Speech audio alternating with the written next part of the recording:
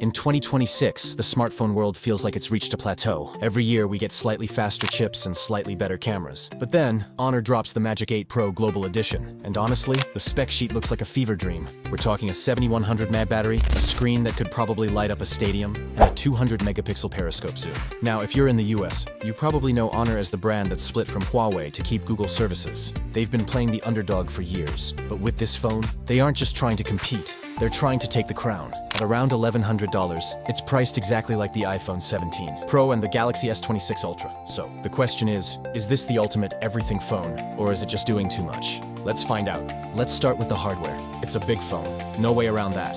It weighs 219 grams, giving it that substantial expensive feel. But here's the interesting part. Honor ditched the glass back for fiber-reinforced plastic. Now before you say plastic on a flagship, hear me out. This material is incredibly tough, handles drops better than glass, and keeps the weight from ballooning even further.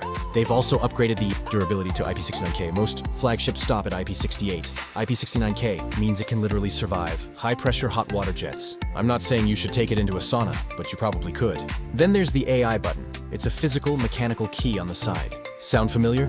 It's very much Honor's answer to the iPhone's camera control.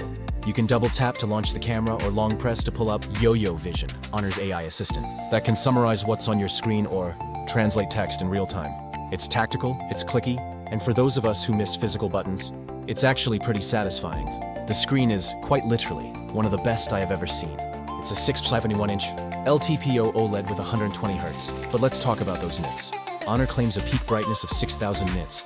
In our actual testing, the global high brightness mode hits around 1,800 nits across the whole screen, which is insane. In the California sun, this thing is perfectly legible. But what I appreciate more is the Oasis eye protection. They use 4320 Hz PWM dimming. For the non-nerds, that means the screen flickers so fast your eyes can't detect it, even at low brightness. It's designed to reduce that phone headache we all get during late-night scrolling sessions. And yes, there's a pill-shaped cutout at the top. It's basically Honor's dynamic island. It houses a 50MP selfie cam and a 3D TOF sensor. This gives you secure 3D face unlock, just like Face ID. But unlike Apple, Honor also gives you a blazing fast ultrasonic fingerprint sensor under the glass. Choice is a beautiful thing. Inside, we have the first ever Snapdragon OLED Elite Gen 5. This chip is built on a 3nm process, and it is a monster. In benchmarks, it's scoring over 3.6 million on Antutu.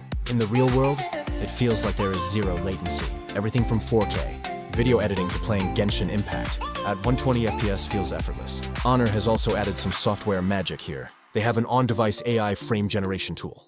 It can take a 60 FPS game and upscale it to 120 FPS in real time. It looks incredibly smooth, though it does tax the battery a bit more.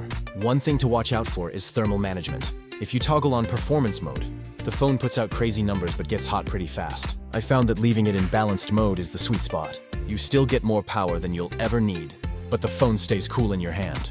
Now the cameras. The setup is a 50MP main, a 50MP ultra-wide, and the star of the show, a 200MP periscope telephoto. In broad daylight, the main sensor is fantastic. It's got a fast f1.6 aperture and the dynamic range is wide, but the 200MP zoom is where the fun starts. At 3.7x optical, it's pin sharp, but when you go to 10x or 20x, Honor's AI super telephoto kicks in. It uses AI to reconstruct details. I took a shot of a building 2 blocks away, and I could actually read the fine print on the sign. It's almost a little scary how much detail it can guess and get right. But it's not all sunshine. The video quality is good, but it's not iPhone level yet. There's some slight hunting with the autofocus in low light, and the ultra-wide video can look a bit soft around the edges. And the selfie camera? Even though it's 50 megapixels, it doesn't have autofocus, which feels like a weird corner to cut on a $100 phone. If you hate charging your phone, buy this. The global version has a 7100 mAh silicon carbon battery. For context, the S25 Ultra only has 5000. This is nearly 40% more capacity in a phone. That is roughly the same size. In my testing, I was getting nearly 20 hours of active use. That's 2 full days of heavy use for most people. And when you do need to juice up, you've got 100W wired charging and 80W wireless.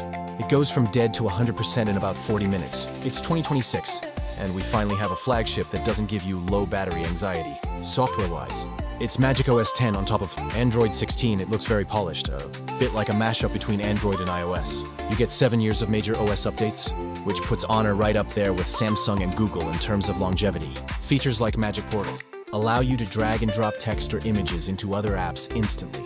And it's genuinely useful. So what's the verdict? The pros. It's got the best battery life of any flagship. a world-class display, and a zoom camera that feels like a spy tool. The cons. The video recording isn't quite at the top of the class, and the selfie camera is a bit of a letdown. If you're tired of the same old from Apple and Samsung, the Honor Magic 8 Pro is a breath of fresh air.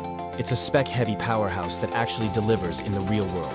But I want to hear from you. Is $7,100 maze enough to make you switch? And what do you think of that AI button? Drop a comment below, hit that like button if this was helpful, and I'll catch you guys in the next review.